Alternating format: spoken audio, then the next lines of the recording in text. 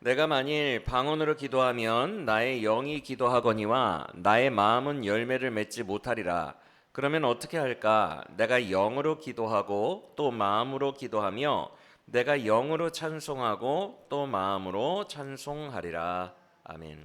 계속해서 방언에 대해서 우리가 배우고 있습니다. 이렇게 시간을 들여서 방언에 대해서 한번 제대로 다루고 배우는 이유는 오늘날 방언이 하나님이 주신 선물이요, 은사임에도 불구하고 여러 가지로 너무 오해도 많고 부적절하게 쓰이거나 부적절하게 이해가 되는 부분도 너무나 많고, 그러다 보니 하나님이 주신 좋은 선물임에도 긍정적으로 잘 쓰여야 할진데 부정적인 폐단들로 더 많이 쓰이는 그런 어려움들이 있기 때문에 우리가 방언에 대해서 집중적으로 한번 배워보고 있습니다.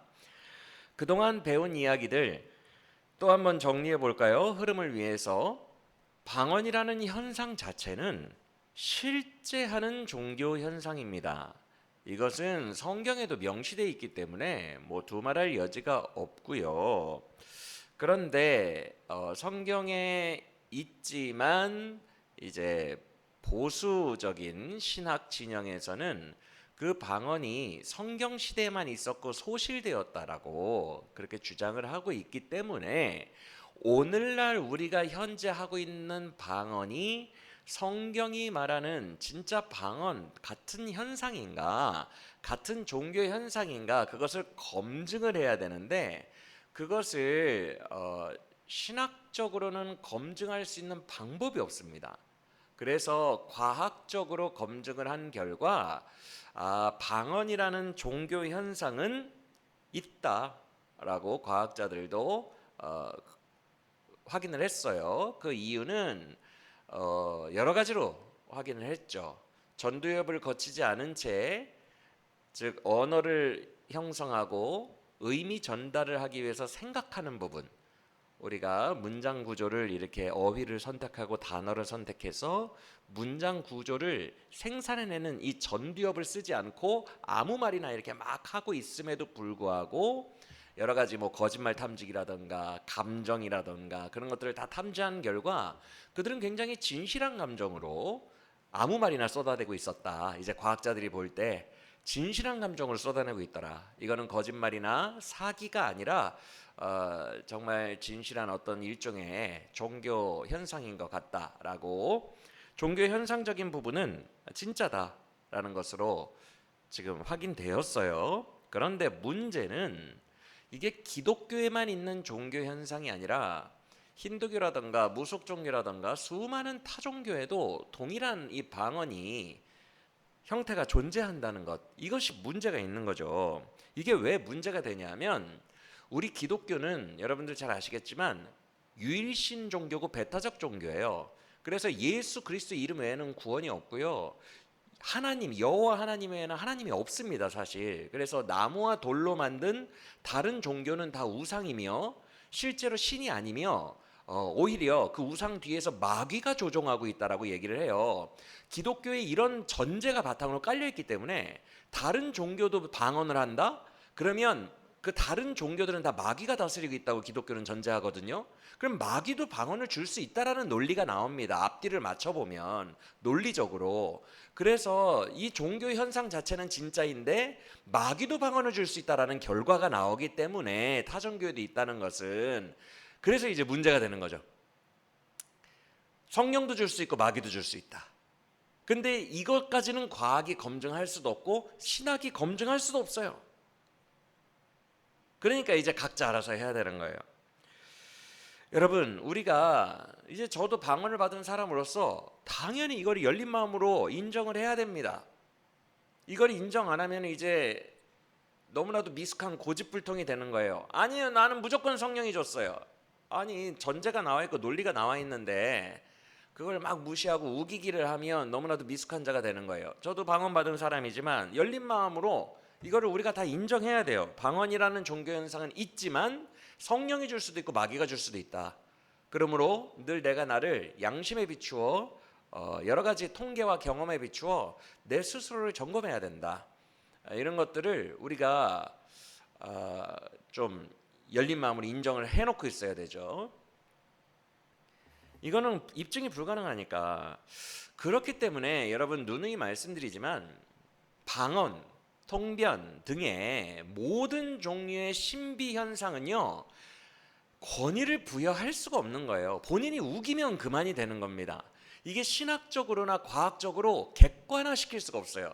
주관적입니다. 신비 체험은 모두가 주관적이에요. 그래서 나는 성령이 줬어라고 우기면 그만이에요. 근데 이것을 과학적으로나 이게 검증이 불가능하기 때문에 거기에 권위를 부여할 수가 없는 거죠. 그래서 오늘날 신비주의가 문제가 크다 한국교회라고 누누이 말씀드리는 이유가 뭐냐면 객관성이 있는 권위가 부여되는 건 성경이에요. 왜냐하면 활자로 적혀져 있으니까. 명시되어 있기 때문에 객관화됩니다. 성경은. 그런데 신비체험은 방언을 받았는데 나 이거 성령이 줬어라고 본인이 우기는 것일 뿐이지 논리적으로 마귀가 줬을 수도 있거든요.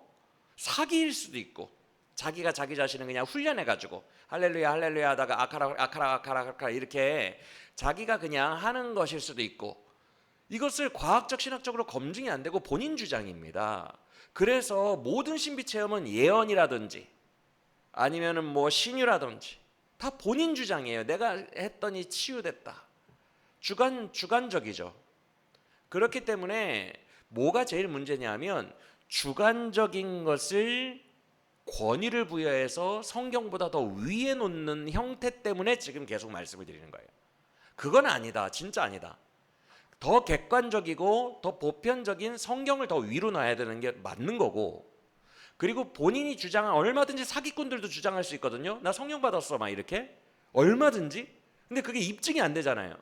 그러니까 사기꾼들도 있을 거라고 가정하고 절대 거기에 권위를 부여해서는 안 되고 그거보다 더 밑으로 낮춰야죠. 그게 이성적이고 합리적인 사람이라면 당연히 그렇게 해야죠. 근데 오늘날 한국교회는 신비체험이라는 자극적인 것에 권위를 더 부여해서 지극히 주관적이고 그걸 통해서 거짓과 사기를 할 수 있음에도 불구하고 그것을 성경보다 더 우위에 놨다. 여기에 큰 문제가 있다는 거예요. 그래서 신비주의 막 계속 가르치는 거예요. 이건 진짜 잘못된 거다. 이건 주관적인 건데 방언도 마귀가 줄 수 있다는 것을 우리는 인정해야 돼요. 특히 마귀는 여러 가지 그릇된 마음을 틈타고 역사해요. 그릇된 마음. 모든 종류의 그릇된 마음. 꼭 뭔가를 탐하고 욕망하는 것뿐만이 아니라 모든 종류의 하나님의 복음과는 좀 위배되는 인간적이고 세속적인 모든 감정들, 욕망의 반대인 열등감, 수치심도 타고 들어와요. 마귀는 하여튼 다 타고 들어오거든요. 그래서 방언도 여러 가지 그릇된 마음을 품고 방언을 사모한다면 마귀는 그 틈 타고 들어와 마귀 방언을 줄 수 있다라고 저는 보고요. 줄 수 있다 정도가 아니라 매우 농후하다라고 저는 봅니다. 마귀가 그 틈을 놓칠 리가 없기 때문에. 그래서 예를 들어 방언과 관련한 우쭐함, 탐욕, 자랑하고 싶은 탐욕, 이거는 뭐 마귀 방언 받을 확률이 매우 높아지는 거죠. 그런 탐욕을 가지고 방언을 원했다면 나도 좀 뽐내고 싶다. 혹은 이런 부분도 마귀가 역사하기 좋은 조건입니다. 순복음교회는 지난 날들 동안 지난 시간에 살펴본 것처럼 방언을 구원의 표징으로 그렇게 가르쳐 왔어요. 그래서 방언 못 받으면 구원 못 받았다라고 순복음교회 내에서 공공연하게 사람들을 정죄해 왔기 때문에 방언 못 받은 사람들 입장에서는 얼마나 위태롭고 조급해지겠습니까? 내가 방언을 못 받았으면 구원을 못 받은 건데 연기라도 하고 싶겠죠. 그런 상황에서 이 그릇된 가르침 때문에 피어난 잘못된 갈망, 잘못된 열망 속에서 마귀가 충분히 틈타고 들어올 수 있기 때문에 저는 하나님이 아니라 모르지만 순복음교회가 그런 분위기를 조장한 가운데 마귀 방언 받은 사람들 굉장히 많을 거라고 저는 봅니다. 그릇된 분위기, 그릇된 갈망을 야기시켰기 때문에. 그런 식으로 그릇된 교육을 통한 상황에서 마귀가 어떻게 할 것 같아요, 여러분? 여러분이 마귀라고 생각해 보세요. C.S. 루이스의 스크루테이프의 편지처럼 여러분이 마귀 입장이라고 하면 생각해 보세요. 저는 다 그려지는데, 다 상상이 되는데, 그런 그릇된 순복음교회의 가르침 속에서 그릇된 갈망을 가졌어요.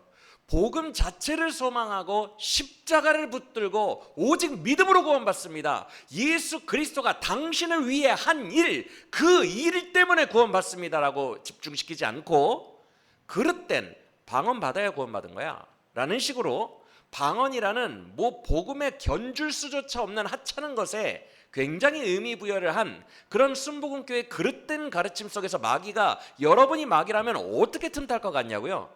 마귀 방언 준 후에 그 황홀경과 환상으로 계속 빠뜨리고 침몰시키고 사람을 몰입하게 하지 않겠느냐는 거예요. 제가 마귀라면 그렇게 할 것 같은데요.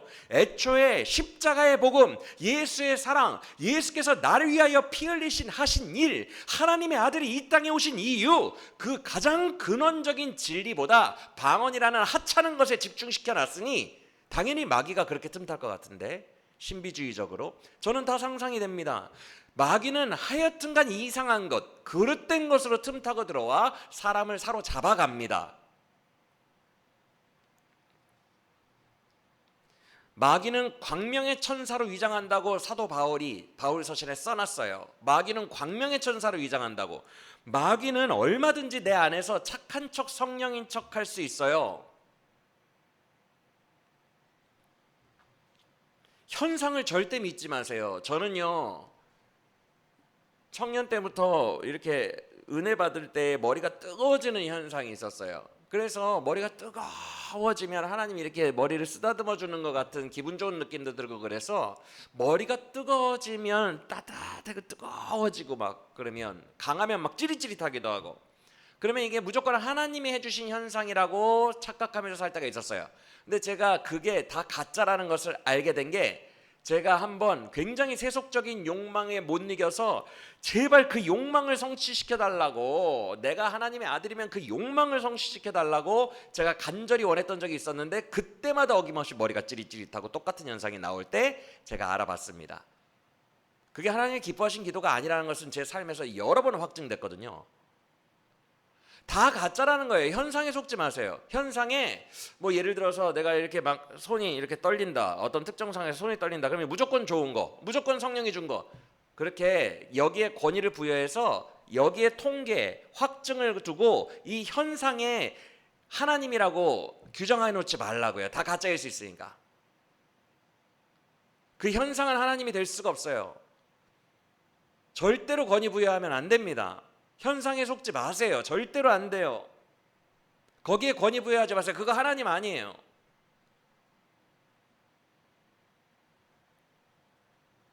그냥 아예 권위 부여를 하지 말고 아예 생각도 하지 마세요.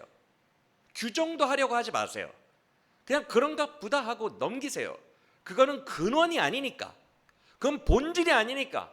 머리 좀 100번 뜨거워진다고 하면 뭐예요? 내 삶에서 죄는 여전하고 내 삶에서 하나님을 사랑하는 것은 여전히 떨어지는데, 1000만 번 머리 뜨거워지면 뭐합니까? 하나님 사랑하는 삶에서는 전혀 변하는 게 없는데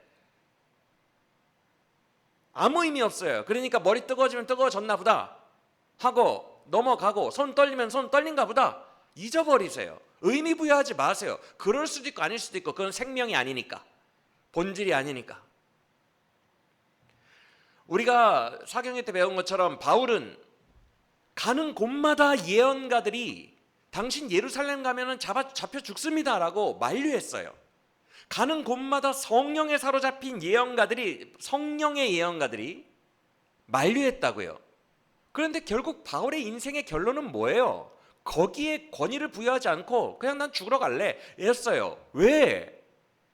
여러분 같으면 성령 사역한다는 소위 기라성 같은 예언가들이 가는 길마다 붙잡고 만류를 했다고 해봐요. 예루살렘으로 가지 말라고. 여러분은 거기에 권위를 부여해서 안 갔을 수도 있잖아요. 바울은 시큰둥하게 무시해버렸다고요. 예언이고 뭐고 무시해버려요. 왜? 그의 분별의 기준은요, 내가 주 예수 그리스도와 그의 복음을 위하여 나의 사명을 마치려 하면은 내 목숨조차도 결코 귀한 것으로 여기지 아니하노라. 그의 분별의 기준은요, 예수님 따라가는 거지. 예언하던 말던, 주변에서 너 거기 가면 죽는다 예언하던 말든, 뭐 신비주의로 뭐 하던 말든, 나는 거기에 권위를 부여하지 않아. 나는 이 길 예수 따라가다가 난 죽을 거야. 나는 순교할 거야. 나는 복음의 사명이 내 분별 기준이야 라면 그 기라성 같은 성령 사역자들의 예언을 다 무시한다고요. 그게 무슨 권위가 있어요? 다 무시해버리세요. 그게 뭐냐고요 대체. 오늘날 한국교회가 거기에 너무 많은 권위를 부여해 놓은 게 저는 너무너무 화가 나요. 예수 그리스도와 더 고결한 가치들이, 더 영광스러운 가치들이, 훨씬 더 본질적인 것들이 저 위에 영광스럽게 빛나고 있는데, 인간의 탐욕, 그 자랑하고 싶은 뭔가 더 특별하고 자극적인 걸 체험하고 뽐내고 싶은 탐욕과 결탁한 그 신비 체험들이 권위를 부여받아서 높은 하나님인 양 저 위에 고개를 쳐들고 있는 것이 너무너무 짜증이 나고 화가 난다고요.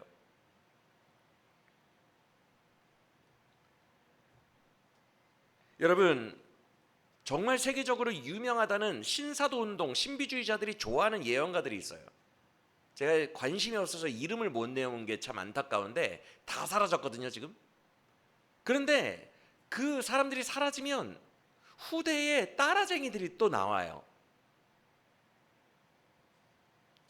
그런데 과거에 그 소위 유명하다는, 전 세계적으로 유명하다는 기독교 예언가라는 사람, 남한과 북한 사이에 전쟁이 일어난다는 예고를 정말 많이 했거든요. 다 틀렸어요. 전쟁 지금까지 안 일어났잖아요. 어찌됐건 다 틀렸어요. 뭐라고 말 바꿨는지 아십니까? 내가 예언안으로 남한에 있는 교회가 회개를 열심히 해서 안 일어났대. 하나님이 취소했대. 여러분, 예언 사역하는 사람들을 말 사기꾼처럼 다 바꿀 수 있어요. 얼마든지 바꿀 수 있어요. 근데 사람들은 거기에 속아. 혀를 끌끌 찰 정도의 안타깝고 답답한 일이에요. 신비주의 예언가들의 특징, 다 틀린데 다 합리화하고 다 바꿀 수 있어요. 사기꾼들이랑 똑같다고 보시면 돼요. 사기꾼들도 말 다 바꾸잖아요. 그런데 더 웃긴 게 뭔지 아세요? 만약에 그 예언이 사실이라고 해봐요. 전쟁이 났다고 해봐요. 그럼 저는 이렇게 묻고 싶어요. 그래서 어쩌라고? 뭐 도망가라고? 그래, 전쟁이 났어. 뭐 어쩌라고? 이민 가라고? 아니면 뭐 내 자식들 챙기라고? 아니면 전쟁 나는 쪽에 뭐 관련된 사업에 투자하라고? 뭐 어쩌라고? 그래, 전쟁 났다. 뭐 어쩌라고? 이렇게 말하고 싶어요. 바울이 예루살렘으로 가지 말라는 그 성령 사역자들에게 이렇게 말했을 것 같아요. 그래서 어쩌라고? 그래서 뭐 나 도망가라고? 이 헌금 전달하지 말라고? 뭐 어쩌라고 그런 얘기를 하는 거야? 왜 이런 말이 나와요? 여러분, 전쟁이 나든 말든 전쟁이 나면 하나님이 뭐 나게 하신 거겠죠. 내 수명이 그게 끝이겠죠. 그때까지 그냥 하나님 복음을 위해 예수 그리스도 믿으면서 그냥 그 나에게 주어진 하루하루를 살다가 가는 겁니다. 뭐 어쩌라고요? 전쟁 나면 뭐 어쩌라고요? 왜 그런 예언들을 해서 되게 신령한 척, 되게 나는 세계적인 무대에서 노는 척, 나만 되게 세계적인 비밀을 알고 있는 척, 하나님과 소통하는 척, 직통 계시 받는 척, 사람들을 미혹하고 사기꾼을처럼 그런지 전 이해가 되지 않아요. 여러분, 우리는 더 깊고 귀한 진리를 붙들고 살아가는 사람들이에요. 산이 뛰돌든지 전쟁이 나든지 바다가 엎어지든지 무슨 상관입니까? 우리가 믿는 기독교 복음은 그거를 뛰어넘고 초월하고 절대적인 천국으로 우리를 인도하는데 그게 뭔 상관이에요? 우리가 붙들고 있는 진리가 훨씬 더 고상하고 절대적이고 영원한 거예요. 우리는 그걸 기준으로 붙들고 살아가는 거예요. 분별하고. 신비현상 아무런 의미가 없어요. 당신 내일 죽어. 어쩌라고요? 내일 죽으면 뭐 어쩌라고요 오늘? 예언? 산을 옮기는 예언? 아무 의미 없어요.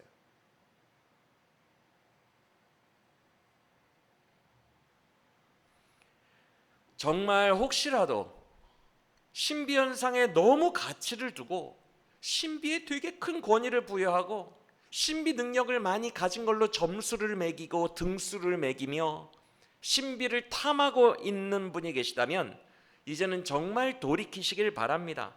아무런 의미 없는 지푸라기 같은 것에 몰두하고 있는 거예요. 아니요, 지푸라기도 아니에요. 의미 없는 것도 아니에요. 마이너스예요. 마귀가 그걸 틈타고 평생 그 미혹된 길로 집요하게 인도할 거기 때문에, 평생 거짓만 바라보고 탐하다가 죽을 거기 때문에 그건 마이너스의 길이에요.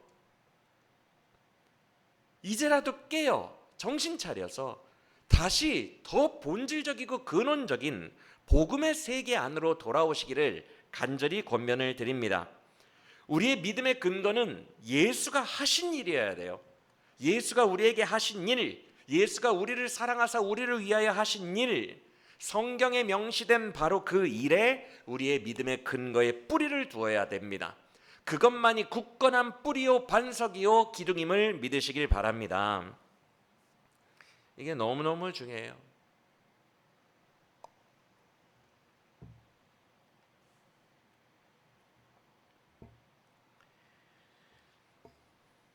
신비주의자들이 한국에서 횡행하는 것만 다르면 너무 답답해요. 답답해. 일종의 종교 사기꾼과 같은 자들인데 왜 거기에 속아 넘어가는지를 모르겠어요. 예수님이 정말 그걸 원하실까?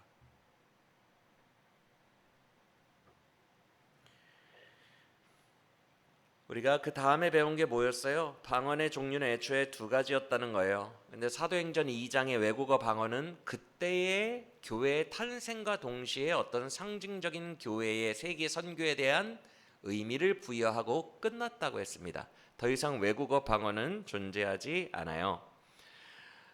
그 다음부터의 방언은 그냥 하나님과 영적인 교통하는 방언이에요. 외국어 방언 아닙니다. 여러분, 왜 그러냐 하면 종교적인 이상주의에 우리가 빠지면 안 돼요. 여러분들 가끔 뉴스에서 이런 뉴스 보죠? 어떤 사이비 종교에서 애가 아팠어. 신도가 한 명이 아팠어. 그냥 병원 보내면 낫는, 그냥 의학적으로 충분히 고칠 수 있는 병인데, 여러분 뉴스 보시면 그 사이비 교주랑 신도들이 어떻게 해요? 안수로 고친다고 병원에 안 보내고 그 아이 아파 죽겠는데 안수로 고친다고 안찰로 하도 때려가지고 때려 죽인 그런 뉴스들 많이 보이죠? 여러분 그런 뉴스들 볼 때 어떤 생각이 들어요? 어이가 없죠? 21세기 대한민국에서 와 이게 무슨 원시인인가? 여기에서 이런 사이비에 속는 인간들은 대체 뭔 인간들이야 라고 혀를 끌끌 차며 이해가 안 되죠. 그런데 병원에 갈 수 있는데 병원 보내는 거랑 외국어를 공부할 수 있는데 외국어 방언을 굳이 주는 거랑 뭔 차이예요? 왜 굳이 외국어를 줘야 돼요? 공부해서 하면 되지. 병원 가면 되잖아요. 똑같은 거예요. 오늘날 순복음교단과 신비주의자들은 자기가 받은 방언이 외국어라고 아직도 우기거든요. 왜 그래야 되냐고요 대체. 이걸 종교적 이상주의라고 합니다. 아니 병원 보내면 되잖아요. 외국어 공부해서 선교 나가면 되잖아요.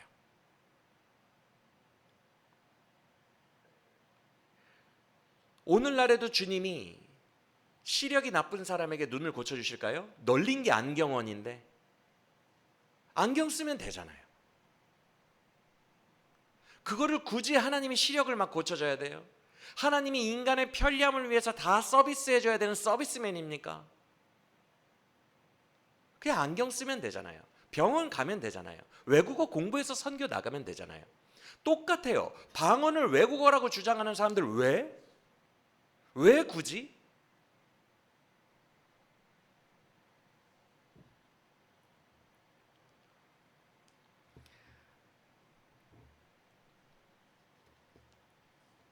그래서 현재 우리가 받았다고 하는 방언은 절대 외국어가 아닙니다. 고린도전서 버전의 알 수 없는 말들일 뿐이에요. 그래서 지난 시간에 학자들, 과학자들의 연구 결과도 말씀드렸죠. 문법이 없다. 아예 문법이 없다.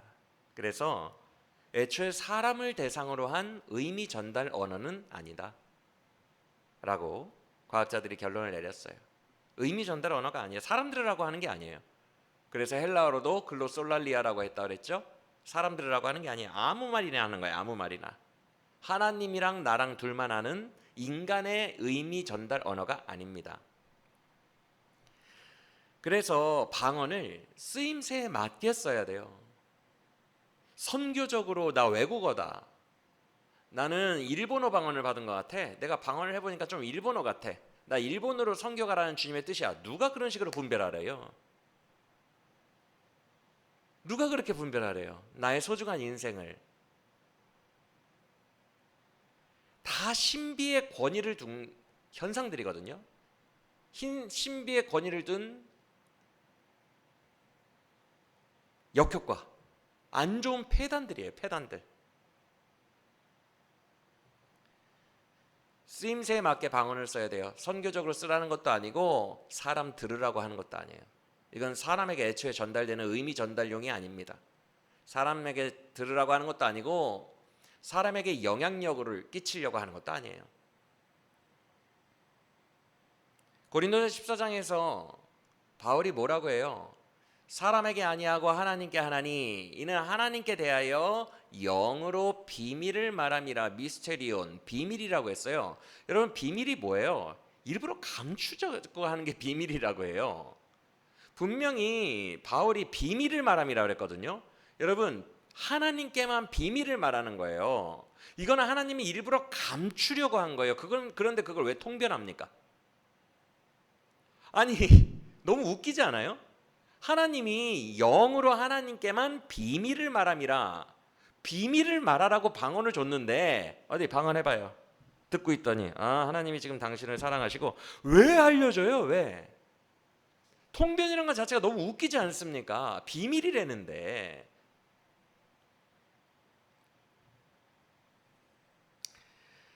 사람에게 전달되는 것도 아니고 사람이 알아들을 수도 없고라고 얘기했어요, 바울이. 용도 자체가 비밀이에요, 하나님과. 근데 통변은 그것을 끄잡아내서 공개하는 거예요. 앞뒤가 맞지가 않죠. 그래서 통변이라는 단어도 성경 전체에서 고린도전서 14장에만 꼴랑 3번 나옵니다. 그런데 그 고린도전서 14장에만 3번 나오는 이유는 바울이 통변이라는 은사를 인정해서가 아닙니다. 문맥을 보셔야 돼요. 사람이 알아듣지 못하게 만들어진 게 방언인데 방언을 사람에게 하지 말라는 거예요. 애초에 그렇게 비밀로 제작된 게 방언이니까 사람에게 대하여 하지 말라는 거예요. 만약 너희가 정말 사람에게 대하여 하고 싶으면 통역을 할 수 있으면 하라는 거예요. 그게 아니면 하지 말라는 거예요. 문맥이 그렇습니다.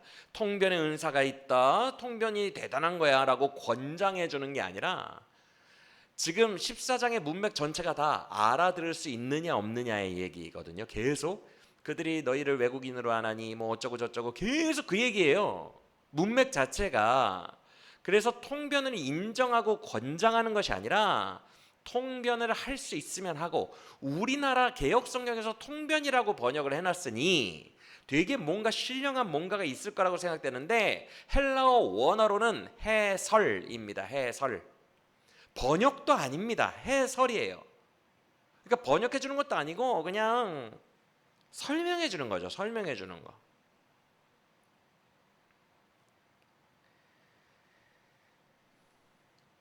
그런데 또 민낯을 하나 알려드릴까요? 순복음 교단은, 오순절 교단은 역사 속에서, 실제 역사 속에서 외국어라고 우겼다가, 방언을 외국어라고 우겼다가 공식적으로 성명을 내죠. 외국어가 아니라 사도행전 2장의 외국어 방언이 아닌 고린도전서 13, 14장의 하나님께 영으로 비밀을 말하는 방언임을 인정한다라고 순복음교단에서 1920년, 30년대에 미국 순복음교단에서 공식적으로 이거를 인정해버렸어요. 처음에 외국어라고 우기다가.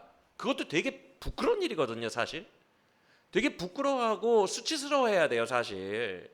그래서 그 다음부터는 방언 이거 더 이상 집중하지 말고 예수의 십자가 본질에만 집중하자, 요래야 되거든요. 근데 얼마나 고질적이냐 하면 그 다음에 통변도 번역이라고 주장했어요, 이 사람들이. 통변은 번역이다.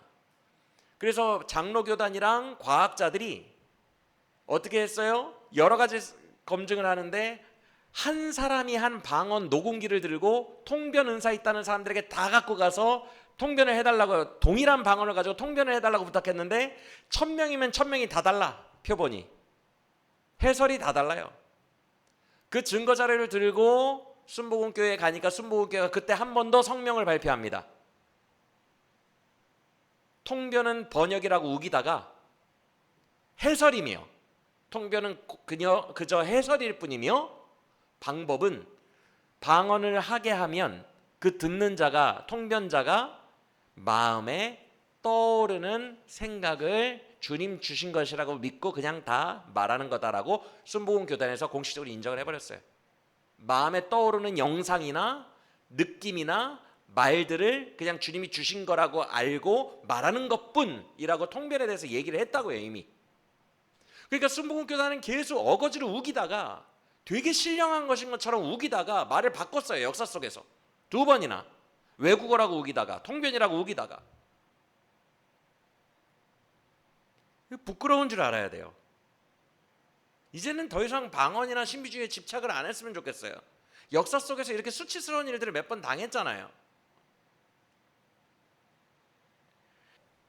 좋다 이거예요. 그래요. 이제 순복음교단도 그걸 인정했어요. 마음에 떠오르는 영상이나 환상이나 마음에 떠오르는 느낌들을 그냥 얘기해 주는 거다. 그냥 믿음으로 주님이 주셨다고 믿고. 좋다 이거예요. 그리고 어떤 사람은 이렇게 주장할 수도 있어요. 나는 정말 성령이 주신 거야. 그래요. 100번 양보해서 좋다 이거예요. 그래요. 당신은 성령이 주신 통변가예요. 당신은 옳다고 칩시다. 근데 당신을 따라하는 사기꾼들이 우리 한국교회에 10,000명이 있다면 그 사람들은 어떻게 할 거예요? 라고 물어보고 싶어요. 검증이 되냐는 거예요. 마음에 떠오르는 걸 얘기해 준대 그냥. 근데 이게 대단히 주관적인 거예요. 본인은 우길 수 있지만 이게 진짜 하나님이 주신 직통 계시인지 가짜인지 누가 어떤 방법으로 검증을 할 수 있겠냐고요.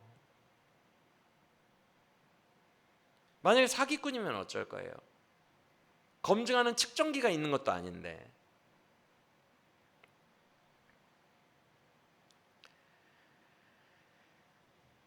아휴.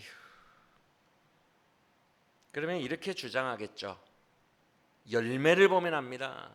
내가 예언한 거 다 맞았습니다. 저는 그렇게 말하는 사람들, 예언한 당사자와 예언 받은 사람의 일거수일투족을 추적 조사해 보고 싶어요. 진짜 맞았는지. 간증이라는 게요, 다 부풀려지고 100개 중에 1개 적중한 거, 그거 간증하는 거거든요. 저도 과거에 신비주의자들 방식의 음성 듣기 훈련을 많이 했습니다. 하나님의 음성 듣는 법, 로렌스 형제, 헨리 블랙가비 목사님의 하나님의 음성 듣는 법. 그거 다 신비주의적 방식인데, 여러분 그 방식으로 거지 전도여행도 갔다 왔잖아요. 적중률 엄청 떨어져요. 내 마음에 드는 영상이나 이미지나 느낌이나 성경 구절이나 생각들 적중률 엄청 떨어집니다. 실제로 해보면 알아요. 어떻게 그걸 믿냐라는 얘기가 나올 정도로 적중률이 정말 떨어져요. 근데 그거를 통변이랍시고 막 얘기한다고 그냥 믿고.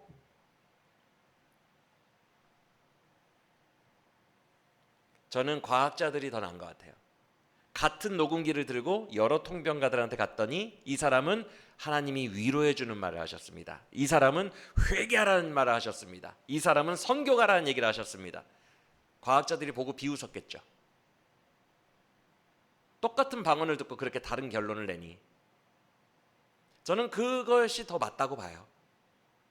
저는 실제로 음성 듣기 훈련을 해봤고, 나 자신을 훈련해봤고, 같이 거지 전도여행을 하면서 여러 동료들이 음성 들었다고 기도 중에 한 거를 다 메모했거든요.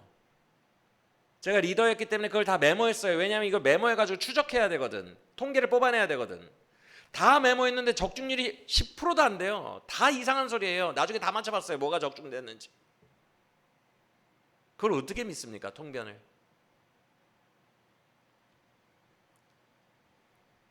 정말 부끄러운 일이에요. 웃기는 일이에요. 그런데 오늘날에도 순복음교단과 그 바통을 이어받은 신사도 운동은 부끄러워하지 않고 더욱더 이것을 추구하며 사람들을 미혹하죠. 뭔가 되게 권위 있는 그런 게 있는 양 많은 성도들을 미혹하여 그릇된 길로 빠뜨립니다.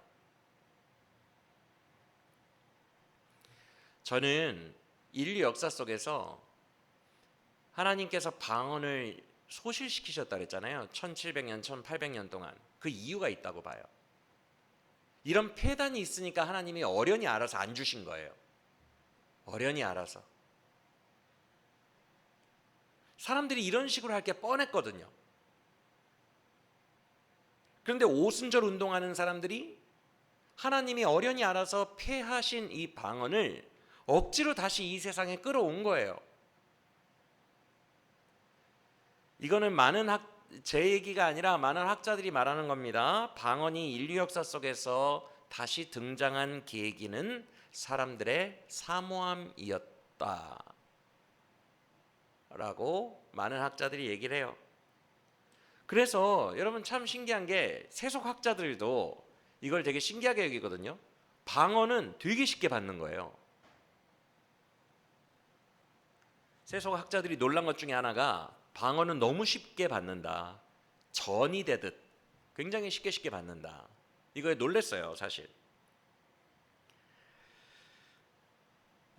즉 방언은 사모하는 자들이 받을 경우가 굉장히 많은 그런 은사죠. 근데 이제 그것이 성령이 줬는지 마귀가 줬는지는 검증할 수가 없다. 그러면 사모함으로 이 세상에 다시 끌어왔잖아요, 방언을. 그러면 그 사람들은 이렇게 주장할 수 있겠죠. 이것도 다 하나님이 허락하셔서 된 거다라고 주장할 수 있겠죠. 맞아요. 하나님이 허락하셨으니까 이 세상에 없던 방언이 다시 생겼겠죠. 그런데 그 허락이 저는 하나님이 탐탁치 않은데 허락하셨다는 생각이 들어요. 하나님은 주기가 싫은데 인간들이 달라고 하니까 탐탁치 않은 상태에서 주신 거라는 생각이 들어요. 성경에 그런 하나님의 마음이 몇 군데 나옵니다. 사무엘상 8장에서 백성들이 왕을 달라고 할 때 우리에게 인간 왕을 주소서. 우리도 눈에 보이는 현상이 필요합니다. 사실 그들의 왕은 하나님이셨어요. 그런데 사사기를 지나면서 하나님이 때로는 그들이 말을 안 듣고 우상을 섬길 때 그들을 이방 민족들의 식민지로 놔두기도 하셨어요. 그들을 가르치시기 위해서.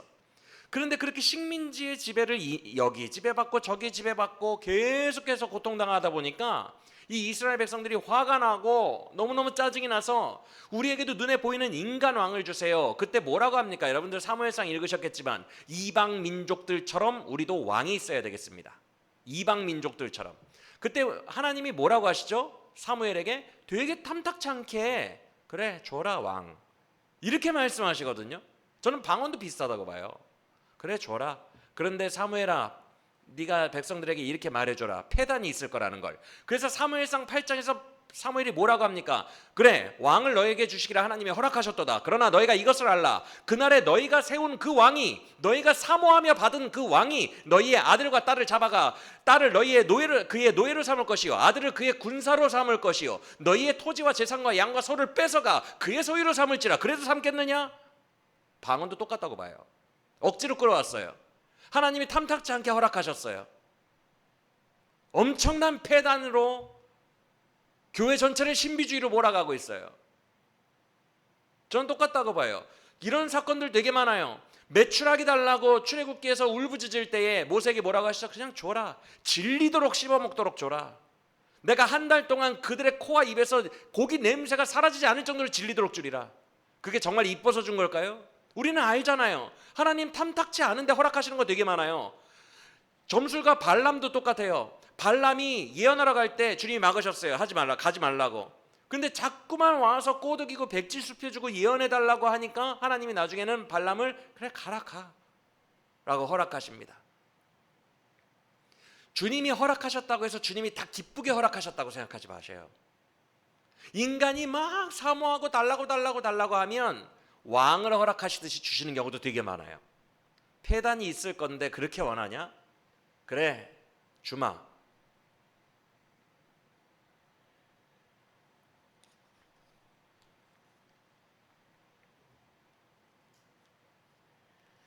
여러분, 자아가 많아서 그런 것 같아요.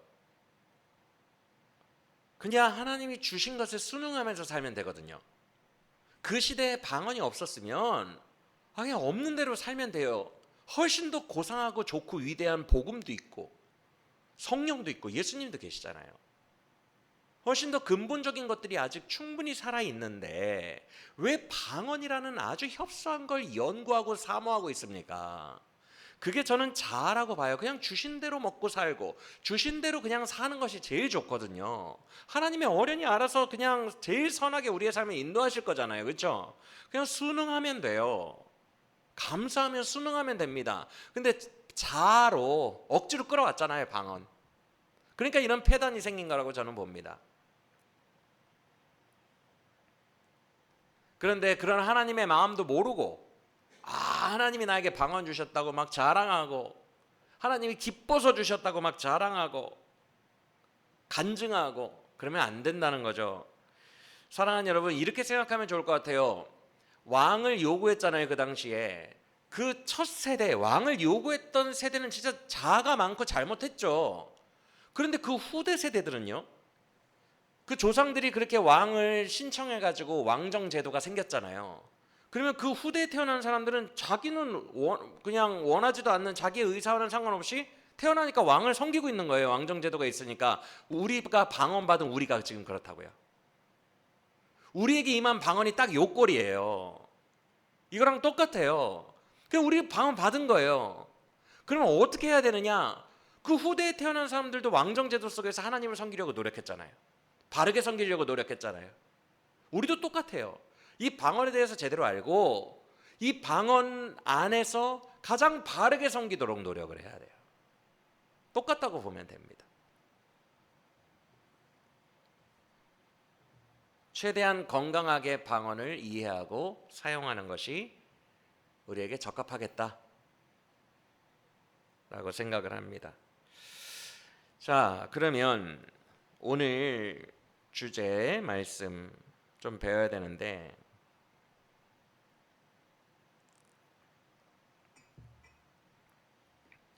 방언을 하시는 분들은 아마 인정하시겠지만 방언은 이성보다는 감정과 연관이 더 많습니다. 감정과 느낌과 연관이 더 많아요. 감정도 하나님이 주신 지정의 전인적인 인간의 요소 중에 하나이기 때문에 감정도 중요합니다. 그래서 감정 자체를 타부시하고 싶지는 않아요. 감정도 중요한 요소예요. 그리고 방언은 감정적이고 느낌적인 부분을 성도들에게 순간적으로 고취시켜 줍니다. 그런 요소에 있어서 좋죠. 왜냐하면 우리의 예배는 전인적으로 드려야 됩니다. 우리의 지정의가 다 주를 향해야 돼요. 그런 측면에서 우리의 우리의 감정적인 부분을 방언이 고취시켜 줄 수 있다면 전인적 예배를 드릴 때에 더 큰 도움이 될 수 있다라고 저는 봅니다. 그런데 우리가 이제 냉정하게 알아야 될 것은 방언이 이성적인 부분보다는 다분히 감정적으로 뜨거워지게 하고 느낌적인 부분에 특화된 은사라는 것입니다. 우리가 이것은 인정해야겠죠. 그래서 언어로 사고하면서 깊이 언어로 사고하면서 기도하는 것보다는 이제 방언을 할 때 물론 가능합니다. 사고가 가능하긴 한데 그래도 깊은 언어적 사고보다는 직관적이고 느낌적이고 정서적이고 어떤 인상, 이미지 그런 쪽에 더 가까운 감정적으로 뜨겁고 눈물 나고 이런 쪽에 더 가까운 그런 책이에요. 그래서 일부 학자들은 특히 심리학자들은 방언을 연구했을 때 좌뇌, 이성적인 좌뇌보다 운해적 직관 표현에 가까운 행위라고 심리학자들은 결론을 내렸어요. 운해적 직관에 가까운 행위. 즉 되게 운해를 쓴다는 거예요. 이성을 쓰기보다는 감정적이고 되게 직관적인. 그래서 이제 이건 세속학자들이 실제로 연구를 해봤는데요. 흥미로운 것은 방언 사용자들, 방언을 쓸 수 있는 사람들에게 설문조사를 했어요. 방언의 유익이 뭔가? 그랬더니 설문조사는 이제 퍼센테이지가 나오잖아요. 많은 사람들이 얘기한 거. 공통된 요소들이 가장 많이 얘기된다는 것을 이 학자들이 앙케이트 조사를 통해서 발견했습니다. 그게 뭐냐면 스트레스 감소, 정서적 안정, 긴장 완화, 심리적 자유함과 해방감, 기도 지속 시간 증가, 이런 부분들이 이제 공통적으로 많은 답을 얻었어요. 통계적으로. 그런데 연구하고 보니까 다 감정적인 부분이에요. 뜨겁다, 심리적으로 안정감을 느꼈다, 자유함을 느꼈다, 정서적으로 스트레스가 감소됐다, 기도 시간이 늘어났다. 그래서 학자들은 이렇게 생각합니다. 세속학자들은. 근데 저는 참고할 만하다고 생각해요. 왜 그럴까? 왜 사람들이 방언을 하면 심리적으로, 감정적으로 이렇게 좋은 효과가 나타날까? 학자들이 연구한 결과 문장을 만들 필요가 없기 때문에, 그래서 인지 부담이 줄어들기 때문에 라고 연구를 해요.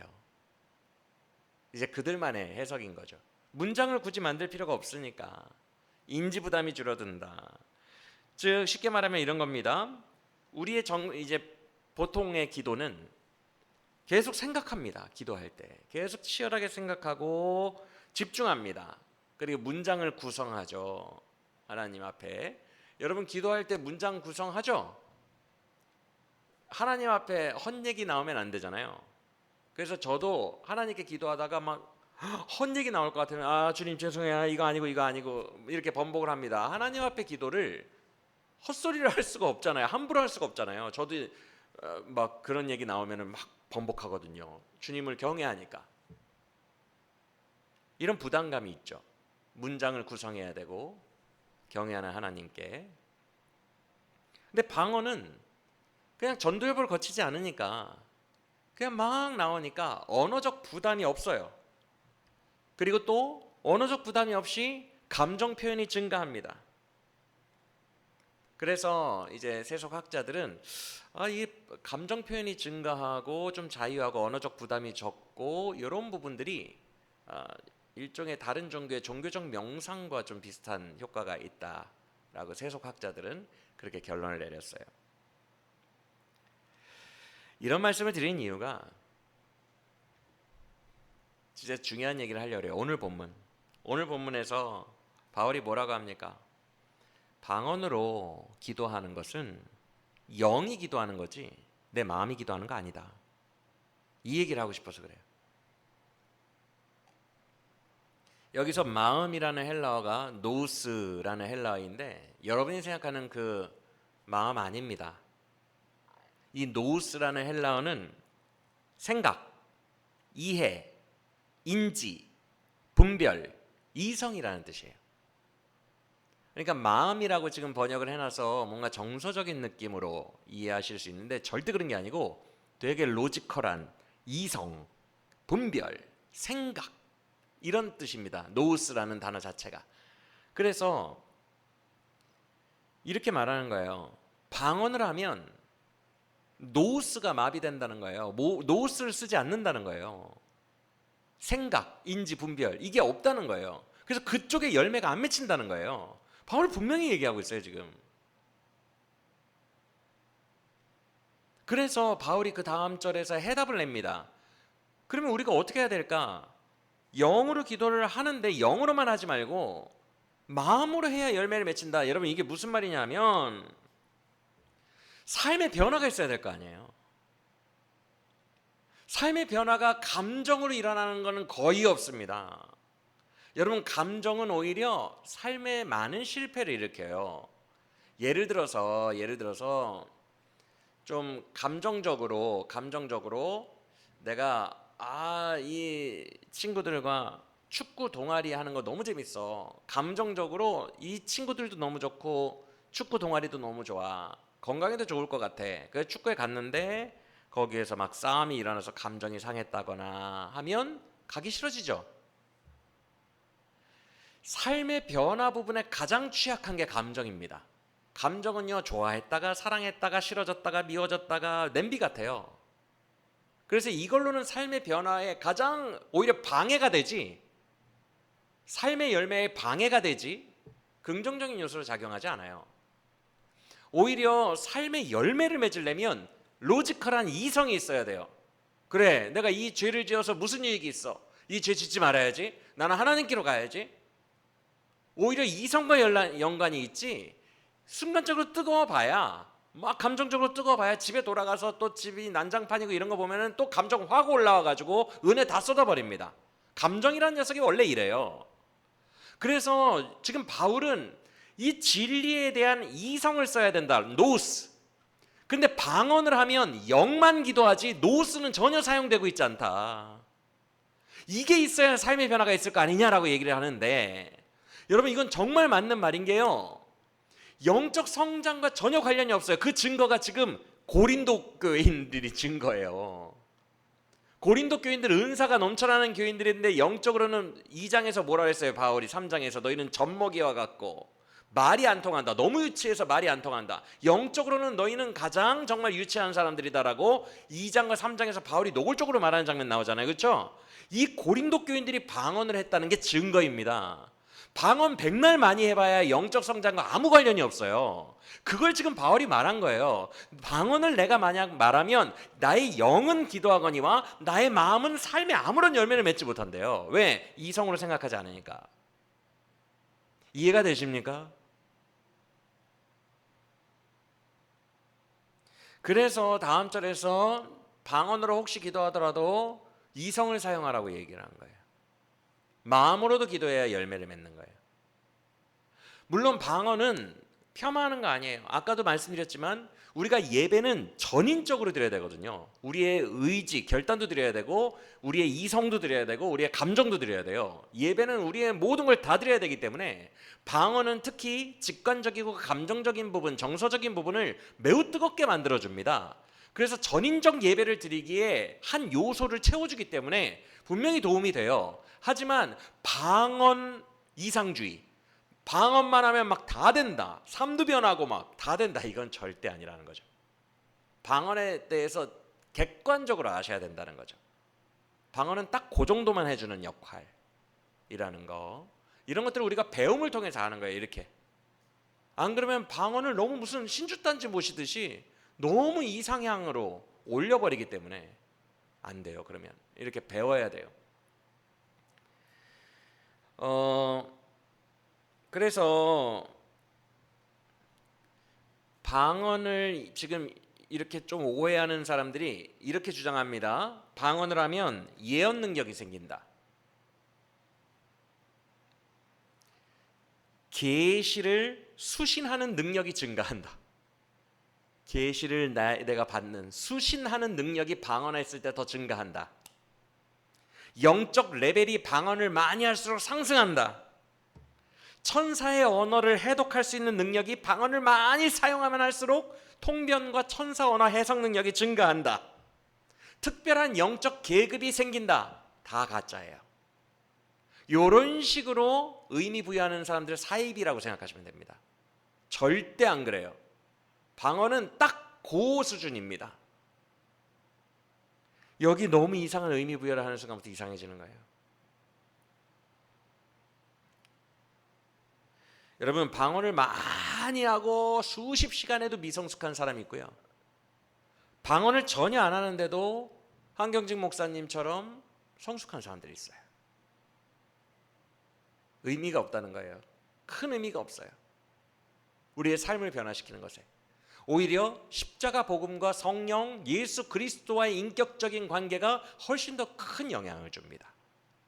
우리의 삶에.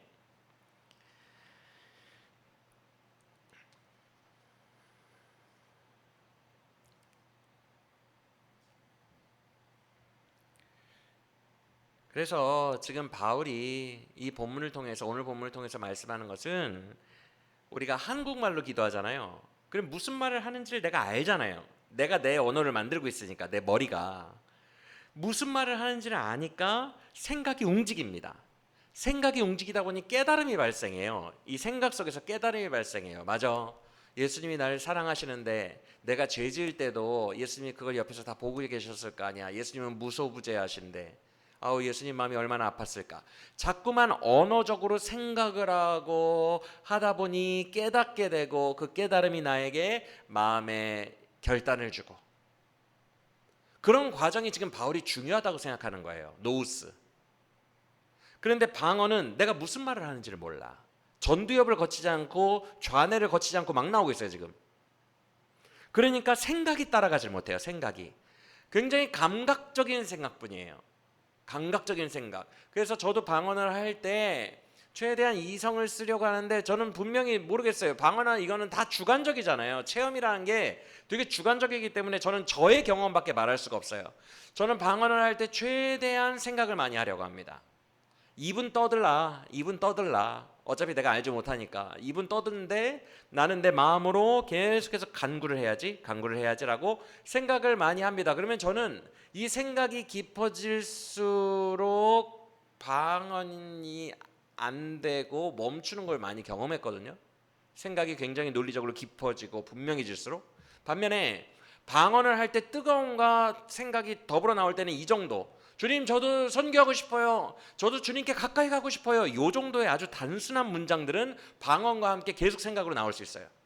저 주님께 다가가고 싶어요. 주님 저를 인도해 주세요. 부흥하고 싶어요. 하늘문이 열리는 걸 보고 싶어요. 그러면 막 하늘문이 열리고 은혜의 빗줄기가 내리는 게 막 상상이 되면서 내 마음도 뜨거워지고 요 정도는 할 수 있지만 아주 깊은 논리적 작업으로 들어가면 방언이 멈추는 걸 저는 경험했어요. 점점 사그라지면서 멈추는 걸. 그래서 방언과 논리적 이성을 쓰는 이런 깨달음의 관계는 좀 같이 가기가 쉽지가 않다. 저는 경험적으로 이걸 말씀을 드리고 방언은 감정과 뜨거움, 정서적인 부분, 직관적인 부분들을 우리에게 부추겨주는, 뜨겁게 만들어주는 그런 요소만 제한적으로 좀 강화된 은사다라고 여러분들이 아셨으면 좋겠어요.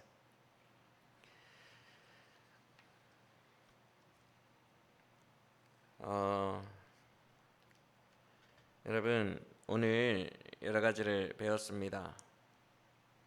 결국은 복음이 중요하고 우리의 삶의 변화가 중요해요. 더 주님을 사랑하는 것이 중요하고 더 예수님 닮은 삶을 사는 것이 중요하고 더 죄악된 삶이 아닌 가치 있는 삶을 사는 것이 중요하고 아름답지 못했던 내가 새롭게 지으심을 받아 더욱더 아름답고 하나님의 형상을 회복해 가는 자녀로 사는 것이 그리고 하나님께 충성을 다하며 하나님께 영광 돌리며 사는 것이 가장 중요한 가치입니다. 그 가치 중심으로 살고 신비나 다른 체험들이 그 가치를 넘어오지 못하도록 객관적으로 그것들에 대해서 이해하고 내 삶에 규정하는 우리 모두가 되기를 원합니다. 방언은 나의 덕만을 세우는 거라고 했어요. 나의 덕만을 세우고 나와 하나님과의 비밀 이외에는 아무런 유익이 없어요. 교회의 덕을 세울 수도 없고 하나님 나라를 확장시킬 수도 없어요. 그게 방언이 외국어가 아니라는 증거예요. 나의 덕만을 세운다고 했잖아요. 나의 덕을 위해서는 쓰세요. 나의 예배가 전인적으로 주님께 드려지기에 너무 합당해지니까 그때는 쓰세요. 그러나 이 방언을 가지고 내가 직통계시를 방언하다가 받았는데 내가 당신 뭐 다음 주에 어디 가는 걸 봤어? 환상으로 봤어? 이렇게 교회를 세우거나 선교적으로는 이 은사를 쓰면 오용하는 거다라는 것을 깊이 깨달으시고 이제는 더욱더 건강하게 그리고 본질을 좀 찾아서 정말 중요한 본질을 찾아서 우리의 마음이 그 본질을 따라가는 삶을 사시기를 예수 그리스도 이름으로 간절히 축원합니다. 기도하겠습니다. 하나님 아버지, 오늘도 여러 말씀을 배웠습니다. 우리가 정말 가치 있고 본질적인 것을 따라가며 가치 있는 삶을 살고 싶습니다. 오늘 한국교회를 보면 답답함이 있습니다. 하나님, 분노도 차오릅니다. 답답합니다. 하나님, 그러나 우리 한국교회를 불쌍히 여기셔서 하나님, 본질적인 예수 그리스도의 복음이, 십자가의 복음이 가장 우선되고 천국 복음이 가장 우선되는 본질의 회복이 있게 하여 주시옵시고, 하나님 아버지, 정말 우리 성도들 미혹되지 않고, 정말 종교적 사기와 같은 그런 것들 미혹되지 않고, 예수님과 하루하루 알차게 정말 아름답게 인격적인 관계 내에서 그런 삶을 살아갈 수 있는 우리 모든 한국교회 성도들 될 수 있도록 주여 도와 주시옵소서. 주님께서 역사하여 주사 우리를 강건케 하시고 건강하게 하여 주시옵소서. 그래서 한 세상 살아가는 것, 미혹된 길에 빠져서 허우적대다가 인생 탕진하지 않게 하시고, 하루를 살더라도 우리 예수님의 마음 본받아 예수님의 마음이 있는 곳으로 우리의 발걸음도 움직이며 하루하루를 살아가게 하여 주시옵소서. 감사드리며 예수님의 이름으로 기도합니다. 아멘.